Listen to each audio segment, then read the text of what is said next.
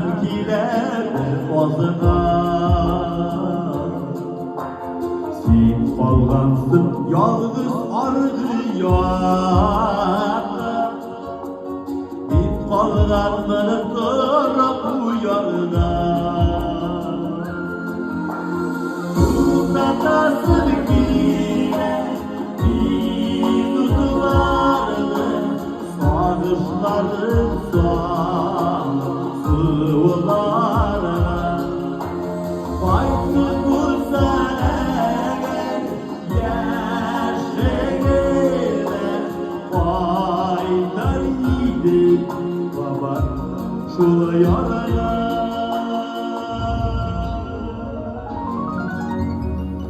Yılanımdan tüylemi boşar yine, boşar yine belki beni azına. Sarışlardan şanım boşar yine, boşar yine belki ben adına. Tutasın yine varlıklarını, bozlarına var bilgi oduna.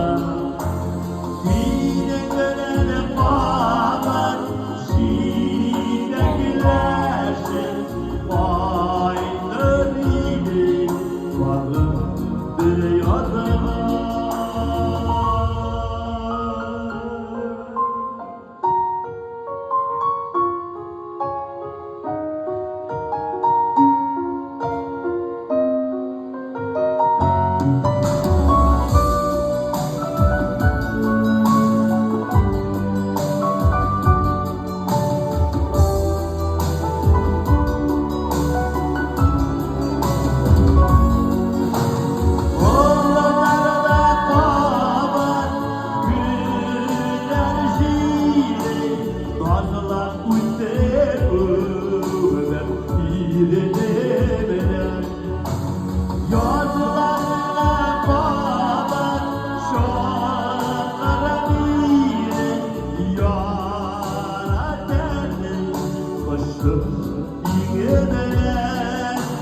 Yazılarına bağlar şarkıdır yine.